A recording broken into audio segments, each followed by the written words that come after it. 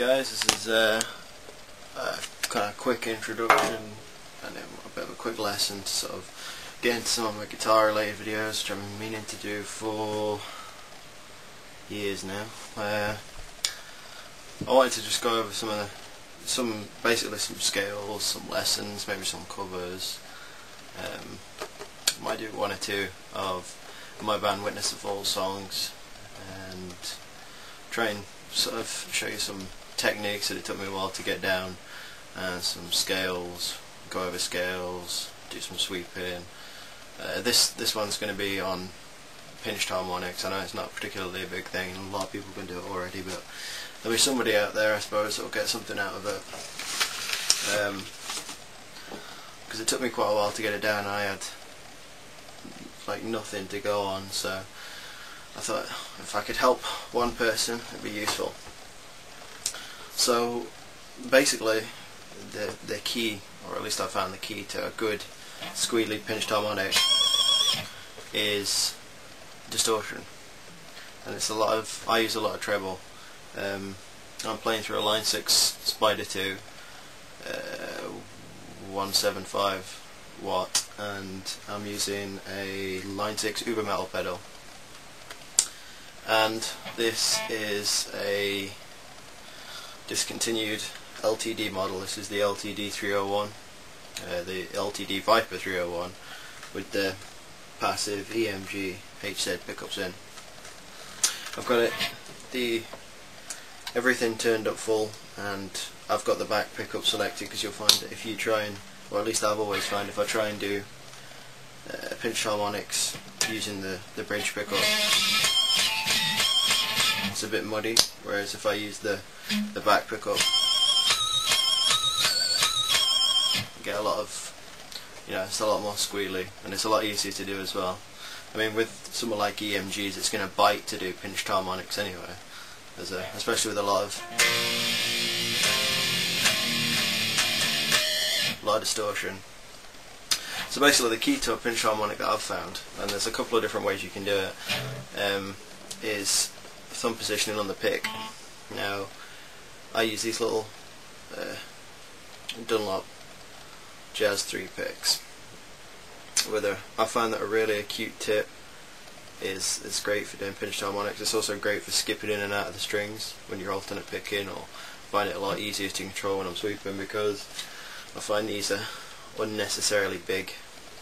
Well, I'll show you pinched harmonics with these as well for anybody that does use them. But for these, for any picker, I'd say, I play with about this much sticking out, really tiny amount of plectrum sticking out the end. And basically what you want to do is, when you're picking, you're trying to catch the string, followed ever so slightly by this part of your thumb. So you get this sort of, when it catches it, it rings out, so half mutes it, which causes the string to squeal. So as you push down, just catch it, the string, on this part of your thumb. Same with these picks as well. I've never found that you can get quite as close to the end with these, but it's the same technique, just end followed by thumb. So I'll show you. I mean, the easiest place to start if you're going to start doing pinched harmonics, or you've sort of tried it and it's not working too well, is I find that I'm in drop C, so C, G, C, F, A, D. So on the F string, which is your third string, on the third fret, just push down on it. Positioning, like I said, pick just stuck out the end, and sort of the sweet spots on the string. And if you know, you'll learn just doing pinched harmonics where the best place is to grab a pinched harmonic. So I found that on this particular position, on the third string, which is fairly easy to remember, third on the third, just over the front pickup, gives you a nice squeal. So just hit the string and then catch it just with your finger,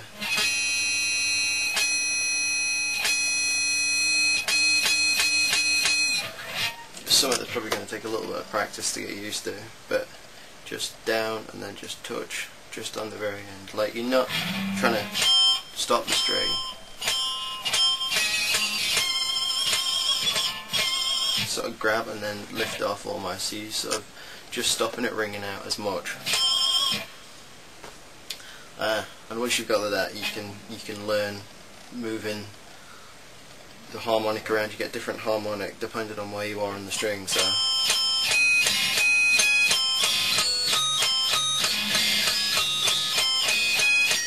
and they're all just holding down the third.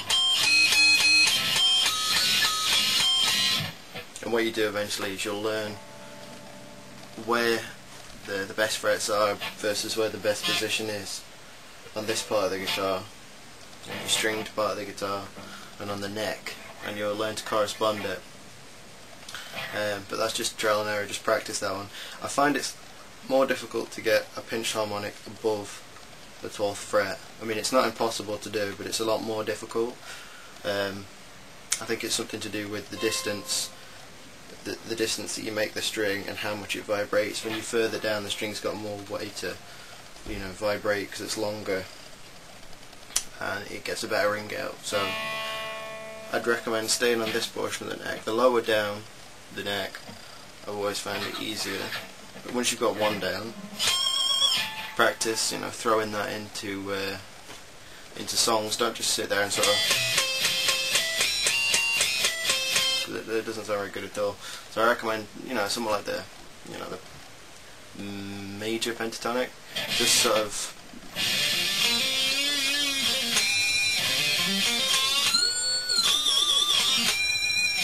something like that. Just play it a scale, or just playing up and down a scale, and then just throw in the odd one in wherever you can.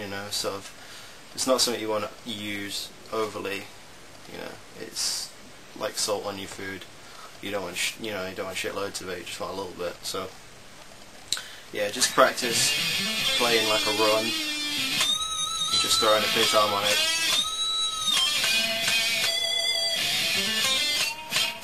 You're not going to catch them every time like there. Sometimes your pick's in the wrong position. It's too far down, too far up. So if you miss it going up like that, just go at it again.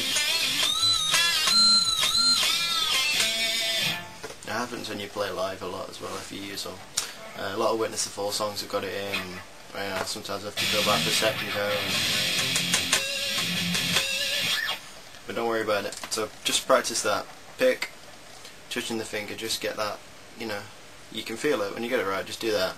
And you'll feel just catching the end. Practice on the third, it's a good place to start. That's where I learned to do dive bombs. Dimebag Darrell does them there on that harmonic, just like that. So it's a good place to start with your pinched harmonics as well. Thanks for watching.